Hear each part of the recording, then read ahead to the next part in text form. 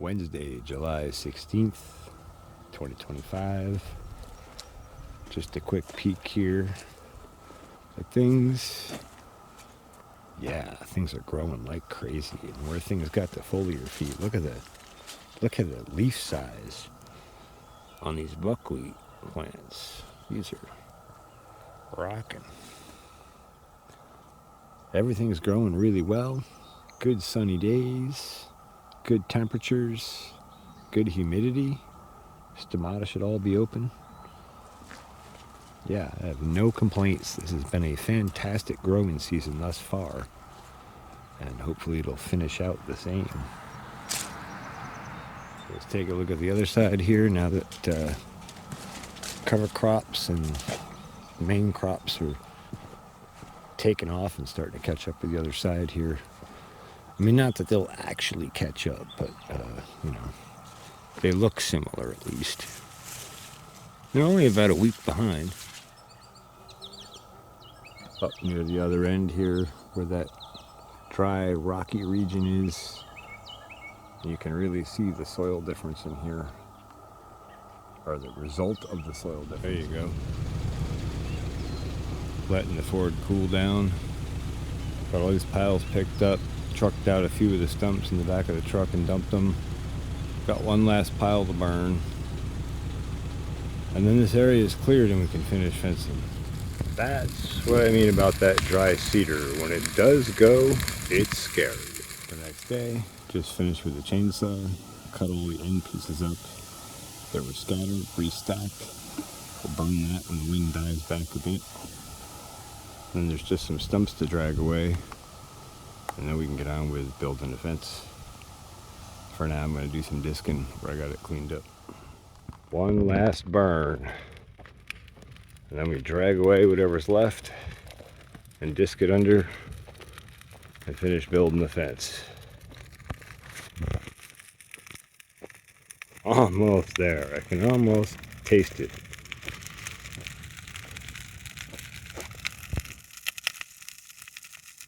Tastes like barbecue. Friday, July 18th, just about 6 p.m. Fantastic weather today. Just stellar. Clear and nice sunny weather, not muggy. Sun's out. Just beautiful growing weather. Comfortable weather. Comfortable, nice summer weather. Rare. We've had really hot, humid weather the last few weeks. And it's a nice change. You get a break. Almost fall-like, but not quite. Things are growing like crazy. Daikon radish is shooting roots down in. Everything is looking stellar. Friday, July 18th, 2025. 7:30 or 8 o'clock, something like that. I dragged those stumps out today that were left and disced everything under. We now have a flat cut-up pad to fence and cover crop, so we can grow some nice crops next year and protect them from animals and deer and such. Man, does that feel good. Man, was that a project. But now on to the fencing project. Man, what a gorgeous day. Just stellar weather. This is like early September weather, even late September weather. Beautiful sunset, clear skies. The fence area is cleared. I had a good week at work. Life is great. Just remember every morning when you wake up to appreciate all the things that you do have. You'll find you can't list them all. And remember to keep your friends close and your farmers closer. Cheers. Saturday, July 19th. 2025. My cousin had a graduation party, so I went and paid her a visit. Spent a little time with my son this morning, so just getting to the farm now. Things are looking good. Interesting to look at how the buckwheat and the potato vines are integrating now. And with the A little bit of wilt in the buckwheat, it opens the sunlight into the potatoes. This is really a fun cover crop experiment here to see how things really perform. All right, just finished another round of disking on the block here. Got that pretty well graded out nice, cut up pretty well. We got to do some amending and cover cropping here. I got some calculating to figure out what needs to go in, where, when, how, etc. Just pulled up on the honeybees, and holy cow, are they thriving. Look at the traffic coming in out of these hives today. Just absolutely blazing.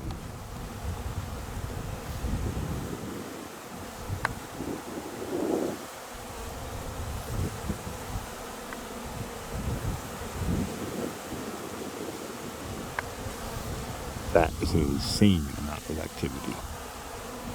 I guess we'll have a look at the holy basil here. Starting to go into flower, so that's exciting. It's all through here and it smells wonderful. Try and get you a side view of these guys, traffic in and out.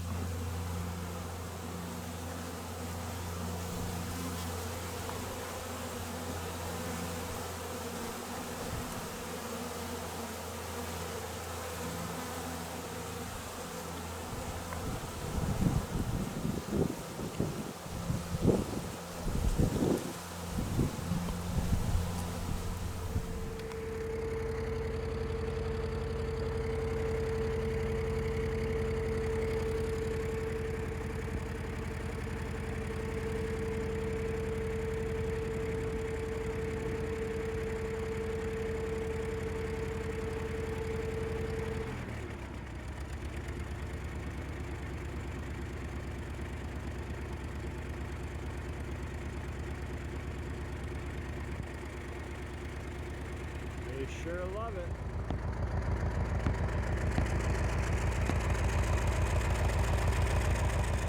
Just testing spacing with the row former and getting another level of cut in. And surprisingly, we're bringing up a lot of stuff with that row former and breaking the soil up. There's quite a bit of hardness underneath there. That disc is pretty beat and old. It really doesn't reach down very well. And I may come back through with the plow again and break this up another level and maybe run some more contour cuts up where the other pile was there where I couldn't get at it before. I'm probably going to spend some time doing prep work on this soil, and then at the end we'll amend it and we'll put down some sort of a cover crop, and I'm going to gear that to where we are in the season. I tend to think we're going to be gearing more towards a fall, winter, spring cover crop, but we'll see how it all plays out. Things are coming well.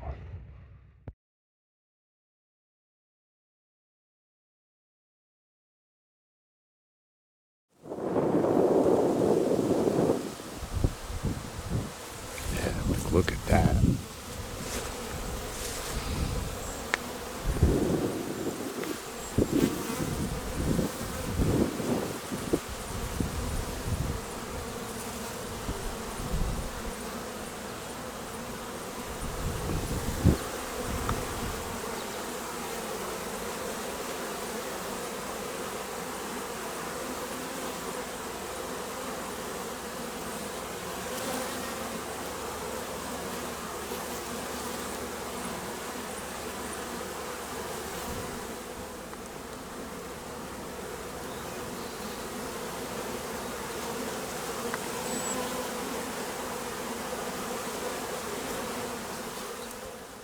So I guess I should explain a little bit more about what I'm doing here.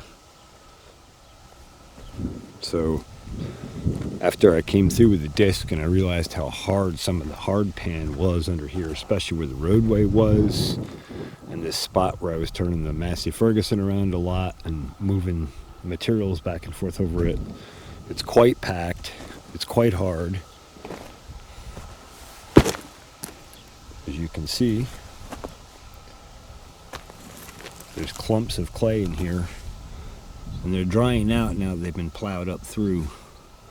But that is some very hard packed soil. That is not what you want to see for growing.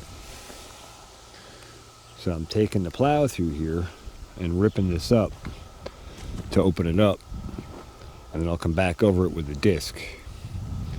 And then in the future, most of the disturbance we do will be with something like the disc or a harrow, much lighter depth and disturbance, and trying not to turn lower soil profiles into uppers and upper soil profiles into lowers, which is one thing that you're doing with the plow. So for those who aren't familiar, I'll just show you what the plow is doing here, since we stopped with our tire here. Blew a tire yesterday. 2 new tires and tubes on the way from yesterday's tractors. That's going to be a process, but anyway. So when the plow comes through, it's ripping a cut underneath, and this curled angle basically rips that cut up and flips it over onto the soil next to it. And so here, where we've stopped, you can really get an idea of that. You can see where the plow was carving this hard material and shaving it off and flipping it over. And you can see how much deeper this goes. I mean, we're a solid 12 inches, and that's just because of the limitations of this machine's power. I would set it a little deeper and rip a little deeper on the first pass, but you can't because of how very dense and resistant the soil is. And you can actually bring the tractor right to a stall pretty easily if you don't manage that depth well on the plow. But so now that you understand that, let's take a look out here. You can see where I've been ripping this up. And you can see the spots where it was a little bit softer. And you can see the spots where there are big clumps of clay sticking up. And those are the spots where it was a little bit harder and clumpier. One of the other awesome benefits we get out of doing this is we bring up all these stump and root structures that I missed with the Massey Ferguson that weren't really big enough to dig out with a backhoe, but they are big enough to make it tough on the disc and the row former and all of our other implements. So we're bringing those up in the process as well. And again, we're going across this soil profile, our water draining this way at us, and using the terrain to spread that water across our profile and make it drain much more slowly across to the low point. So anyway, I just thought I would show you a shot of what all this looks like, all beat up like this. And like I said, we're bringing up chunks of debris and stumps and that kind of stuff, and root systems out of the trees, and we'll just get all of that broken up. And once I get tires on the tractor, I'll finish up the last few passes here. I think there's a couple spots in here left that I wanted to hit, and then I'll come back with a disc and grade this all back to a reasonably level soil again. And I just got off the phone with Agway. They have winter rye in stock, so I got some of that I'm going to pick up. I got them looking for Austrian winter pea. If they can't find it, I'll find it somewhere else. I got about 20 pounds of buckwheat left. I got a 5-pound bag of daikon radish on the way from Amazon. And I'll probably mix 1 or 2 or maybe 3 other species in with that as well. And as soon as we can get the machine back up and running and get this disked in, we'll get this cover cropped up for the fall. And then I'll go on building the fence. And then as we're fencing it in, we're building the soil up in it. And I'll be foliar feeding the cover crops in addition to that to boost their overall performance. And by next spring, the soil will be nice and deep, with good humic matter and good microbial communities established, and good weed suppression in place. Because again, we'll be dominating with our cover crops and preventing those weeds from taking advantage or getting the advantage over everything else. And then late fall, to finish this all off, I'll pick up some, I have Spectrum DS, and I have BioCoat Gold, but I'll also pick up some Rejuvenate and some C-Stim from Advancing Eco Agriculture, and I'll put those inoculants, the Spectrum and the BioCoat Gold, along with C-Shield and Rejuvenate, Sea Shield is a crab shell extract, basically, where they're preserving the constituents of the crab shell extract and making them available but not soluble. And Rejuvenate is basically very high in humates and also some sugars. I believe it has molasses in it. I think it also has some humicarb in it and a few other things. But basically what that does is support the microbial communities in the soil so that they can do two things.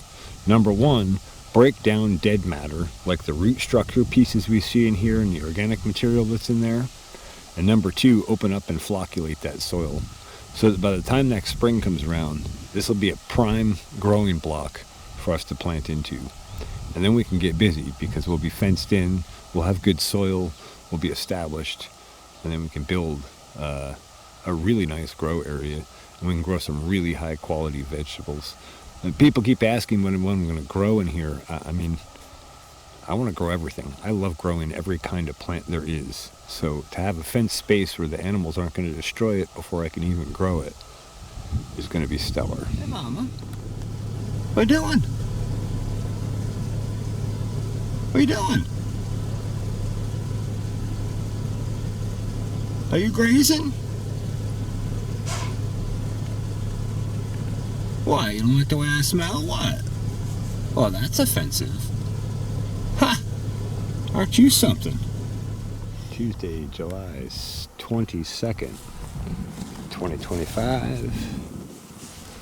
Up here to do some fence work. We'll wait for tires to show up for the Ford. And actually debating whether I should pop these two hives and see where they're at. I may or may not get to that today. But man, there sure is a ton of traffic coming in and out, so that's awesome. That's thriving honeybee colonies. And all of the buckwheat cover crop today is looking a bit wilty. We had rain like a week or a week and a half ago, and everything was nice and wet and doing well, and now things are drying right back out. It's amazing how fast it dries out when the sun hits everything. So nice to see these big holy basil plants tucked in here. No honeybees in the buckwheat yet. Maybe tomorrow. Alrighty.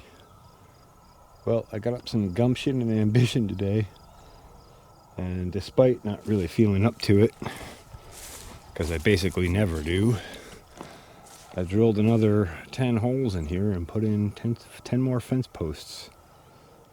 Well, obviously I still have to come back and pour concrete and set them and all, but having the holes drilled and 3 out of 4 sides of our fenced area about ready to go. I'm pretty stoked about that.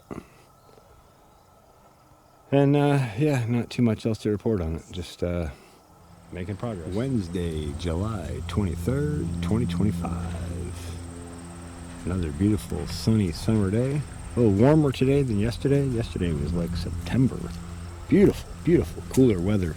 78 is a high, I think, and 58 overnight. And then today a little warmer, 84, 85. Still not as muggy as it was. And I see rain in the forecast Friday and Sunday. Sunday looks like more than Friday. So that's exciting. The deer have been in here chewing. I shared clips of that earlier in this video. And just looking back here now, and they're chewing on the daikon radish pretty good. It looks like they even chewed on the potato a little bit, but doesn't look like they continued on that too much. Oh, they did get a little bit of it. And they probably just got it mixed up with the daikon. Hopefully they don't adapt and start eating potato like it's radish. Man, look at the grazing job they're doing in here, though. Holy cow. Like, they have grazed this back hard. Well, they left us some fertilizer, so that's nice. At least they recycled something for us. Wow, I can't get over how much grazing they're doing in here. But ultimately, it's not bad. It's knocking the cover crop back out of the way and allowing the potato plants to reach up. And the cover crop is kind of holding back, and the canopy is opening up a little bit in here. Is that a honeybee? I don't think so. Canopy's opening up in here, and that'll let light into the plants, and hopefully we get a good solid couple of rains over the weekend. Actually would be great. Give us a good soaking in the moisture we need. This other buckwheat cover crop over here, the later planting, is starting to throw some flower tips out as well. Don't see any honeybees in here yet. I may just be missing them. They seem to go after the buckwheat really heavy in the morning when it first opens up and starts transporting nectar, that 8 to 10 a.m. window, and I'm just not here in the 8 to 10 a.m. window typically. Well, anyway, today's job is to check on the honeybees and see where they're at filling out those boxes, and if they need more space, we got more space for them.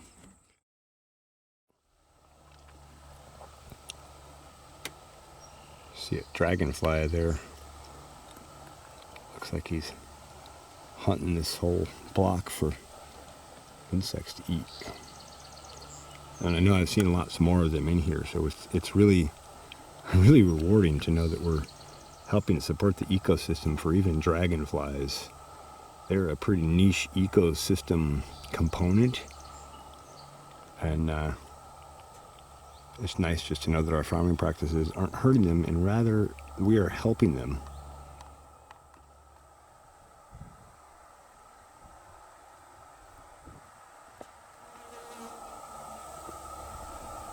Oh, he's going after nectar and pollen or something. Well, that is very interesting. Sorry for the unsteady camera work. I gotta also move toward him to get a better zoom. I'll scare him away. Yeah, he must be drinking nectar. He or she. Wow, that's so cool.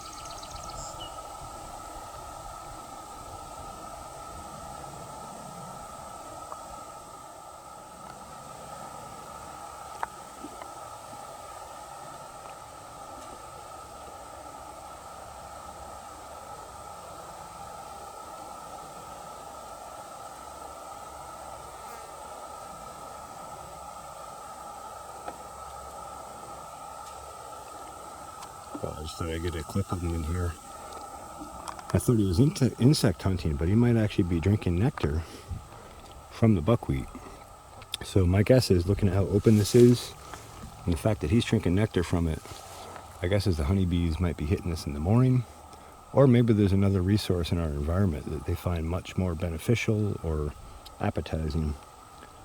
Either way, we're going to go jump in those hives after we take a look at Mama Doe hiding out in the buckwheat over here. I just noticed her.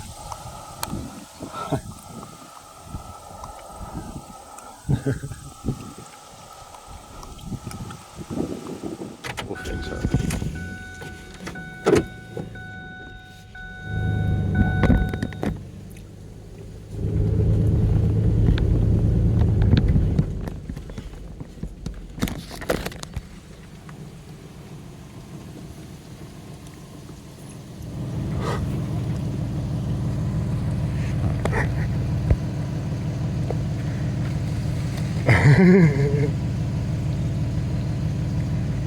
Wow, she's a big, healthy deer.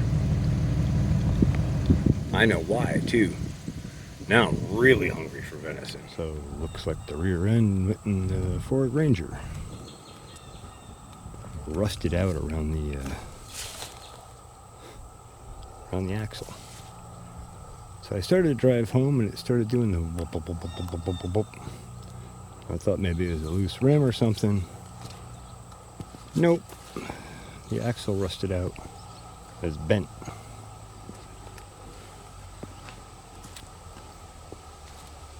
Anyway, I thought we'd take a look at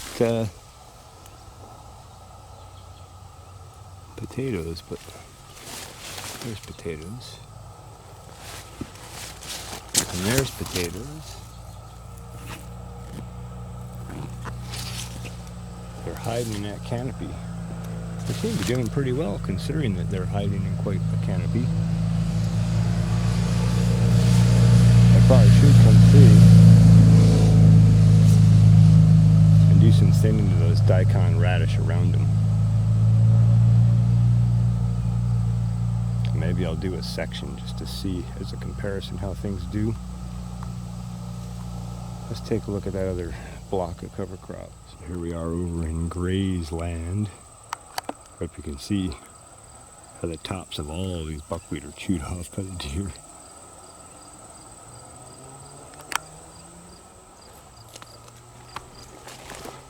And then boy, can we ever see where our foliar or less foliar spray went. Very, very clear line between the far edge there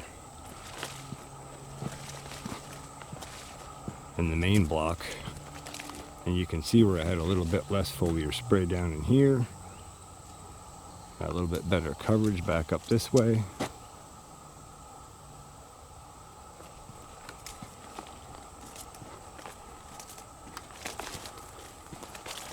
But quite a cover crop canopy holding.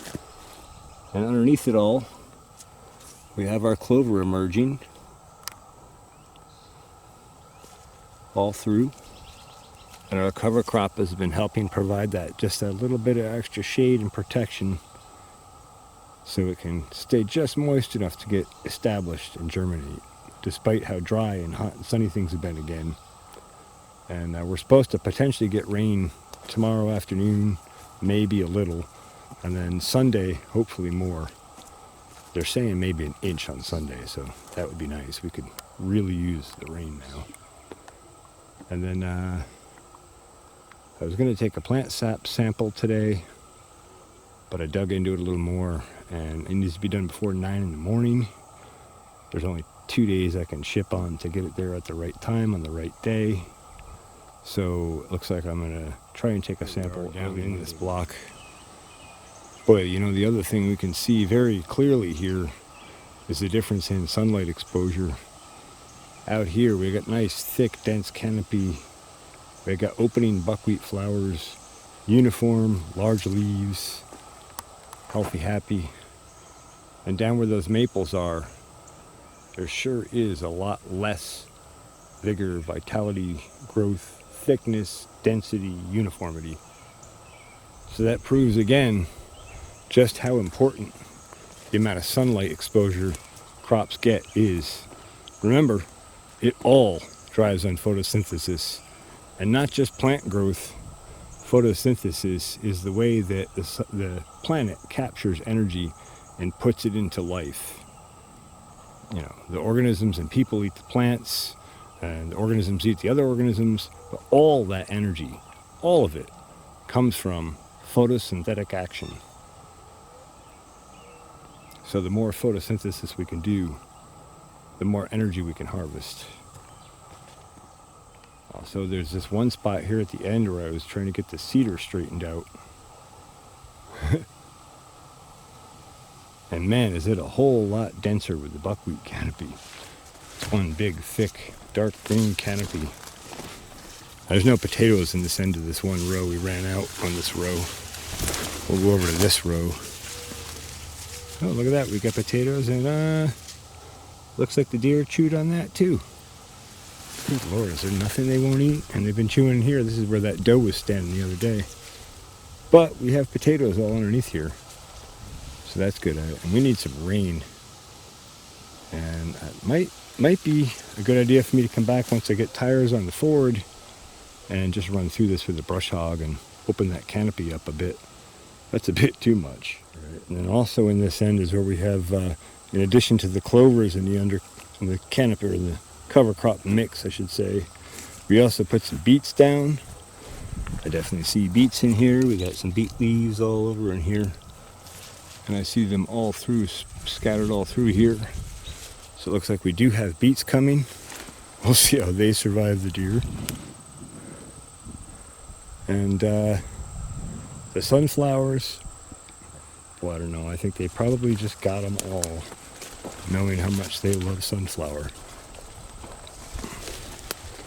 You wouldn't think deer would love sunflower, but they sure do. Oh, actually, here's one they've missed so far. So maybe some will get through. Here we are on the opposite side of that super dense canopy block. I just reached my hand in here and peeked in. I'm amazed how dark it is down there, and you can see these plants aren't getting enough light, so I do need to come through and open this up a bit. But yeah, you can see how dark it is in here. It's quite a dense canopy. Quite a few flowers coming on. Still not seeing honeybees in there yet, but I think they're still opening, honestly. And maybe tomorrow. Who knows? I keep saying maybe tomorrow. Maybe we could do it tomorrow. And looking back at that block canopy that's so dense and nice there, we get back into this rocky, gravelly, sandy soil. It's a very, very, very different story. And that is just about soil composition. That's all there is to it. We're closer to rock here. That rock layer is much closer to the surface. There's lots of rock and sand and gravel mixed in. And it's a well-draining, with a deer. It's a well-draining soil. But that's the problem, right? When you have a soil that's high in humic matter, that carbon in that humic matter will hold a tremendous amount of moisture. And so that's a big part of the reason as regenerative farmers, we're trying to build our carbon up in our soil, build our organic matter up, our humic matter. And that's one of the reasons that I use, one of the products that I use is called Rejuvenate from Advancing Eco-Agriculture. It's high in humic and fulvic acids and complete humates. And it also has some sugars in it. And there's a few other nutritional things in there that help support the process of biology and humification and actually enhance some of the humic matter in the soil with those humates to help give everything a boost and help build that buffer quicker, at least as I understand it. So these that are getting better light are looking pretty good. I mean, there's some wilt there because it's dry, but they have good growth. And then it's amazing how much radish is out here in the hedge and how pretty clean that line is where we seeded. It's a pretty clean edge. So that's at least good. Looks like we hit our target right on with the cedar.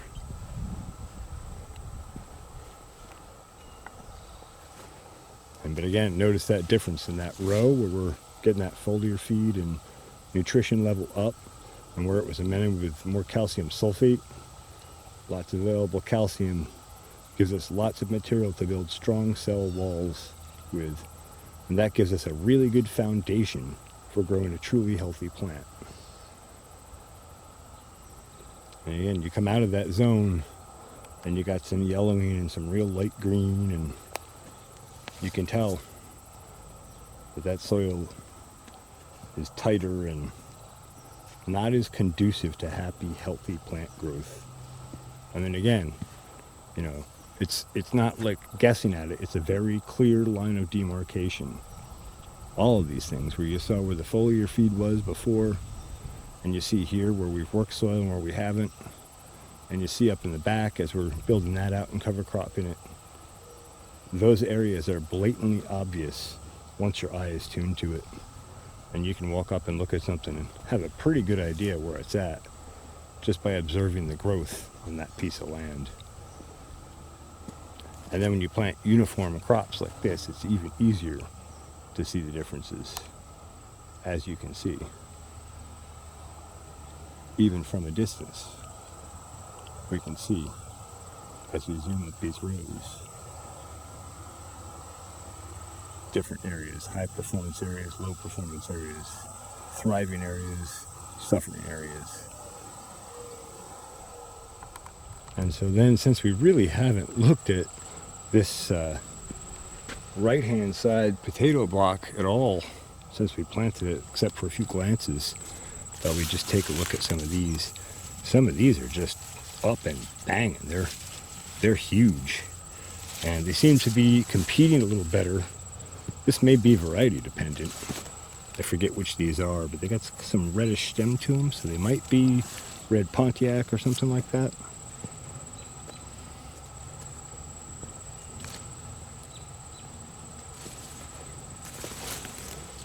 Yeah, there's a small plant. A little weaker in spots in here. But you know, this is our first year working the soil. Oh, and there's another rocky soil patch there, huh? Standing out. Oh, and right across from a block here, it's like that. I mean, it literally maps what the soil is like. So one tool I keep forgetting to get out is the thermal camera.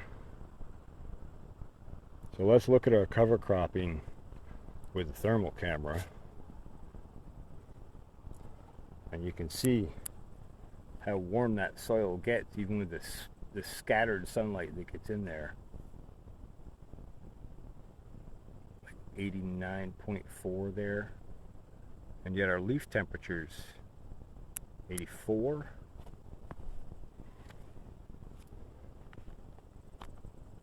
So, but again, you can see how much of a difference that cover crop makes against the roadway, say. We had bare exposed soil in the sun all day. We have there 89.1, 89.2. So it might be similar temperatures now because things are dry, I guess. But we'll go look at that sandy block again now. July 25th, 2025. Had thunderstorms pass through this afternoon. Did not hit my place, got a sprinkle or two, and that was about it. But just pulled into the farm here, and we got puddles out by the road. We got damp soil. Thank God we needed that. Finally here to get this tire and rim off. Got new tires and tubes in today. But just thought I would give a shot of this after the rain. What a different picture. This was so dusty and dry. Now it's inviting wet soil again. It's nice. Well, that wasn't too terrible to get off. Luckily, none of the lug nuts were frozen. And I got my buddy's jack out of the truck here. I didn't have a spinner for it, so I used those channel locks to spin it up. And now we'll see if I can dismount and mount the new tire myself, or if I have to take it to somebody with a tire machine, because I'm not going to spend all weekend fighting that. It's been an interesting enough week with breakdowns and such. Quick peek at the honeybee colonies here. Bustling with activity. And I spoke with Ryan at Hudson Valley Bee Supply today about this 8-frame hive. I think we got some better news than I thought on that. Pretty cool sunbeams poking down there.